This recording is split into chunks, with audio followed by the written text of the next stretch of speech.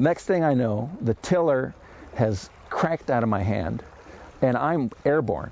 These two gentlemen risked their lives to help me, and I'm really grateful for that.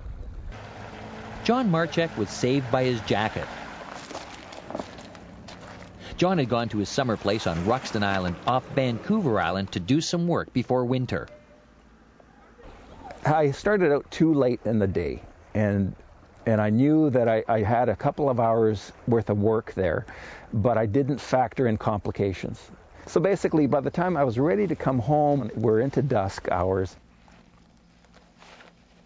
I've got no running lights on my boat, and I needed to make a decision. Do I stay here, which is the sensible thing to do? It'd be a little cold, but I'd spend the night and head off in the morning. John's decision was to get to the mainland, but his challenge will be to navigate through the in-water debris that's common to some areas of British Columbia's coastline. I'm in my boat. All the debris from all off coast British Columbia waters is in the water. Everything that's been on the shores for most of the year is launched. It's on the water. When John started boating, he made a decision that would play an important part in the events of that evening. He chose the right PFD. I wanted something that would give me maximum protection for the conditions that I was in. So I bought a Mustang bomber-style jacket. They're very comfortable. They're warm. They have Velcro sleeves that you can tighten down. I knew when I bought it, I'd wear it.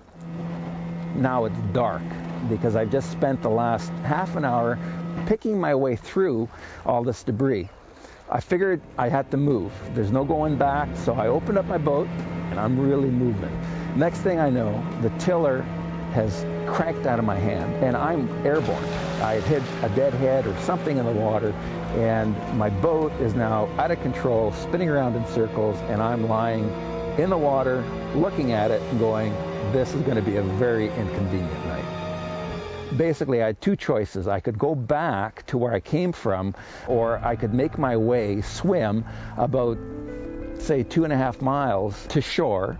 So I decided to make my way towards the Vancouver Island mainland.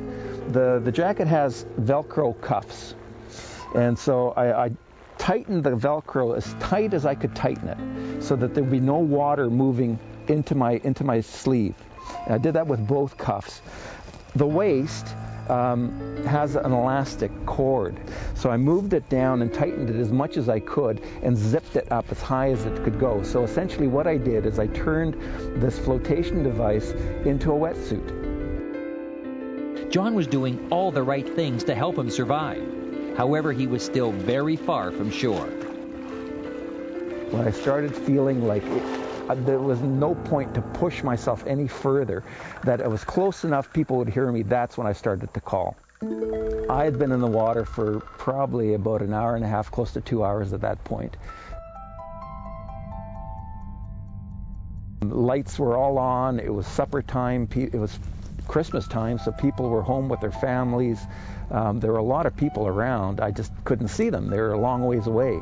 And I wasn't sure whether people had heard me. The most difficult part of the whole situation is not knowing what was going on and knowing that there wasn't a lot of time left. I was cramping, I was hallucinating. A citizen who had heard John parked his truck on the shoreline. As soon as I saw the lights of that truck aimed out at sea, I knew that somebody was saying to me, we've heard you. You can't hear us, but we've heard you, and hang in there.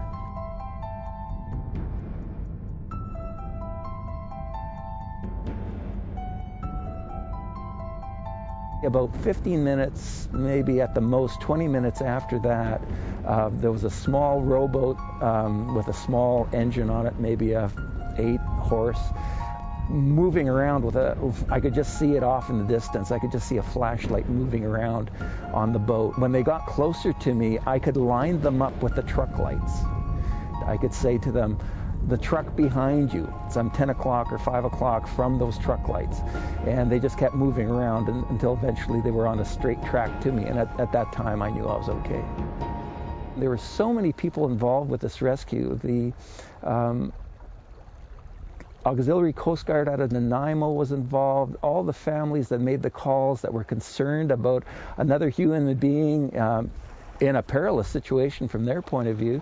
I made the choice to buy something that was fairly expensive at the time, but to spend that money really meant nothing in the end, because without it, I wouldn't be talking to you here today.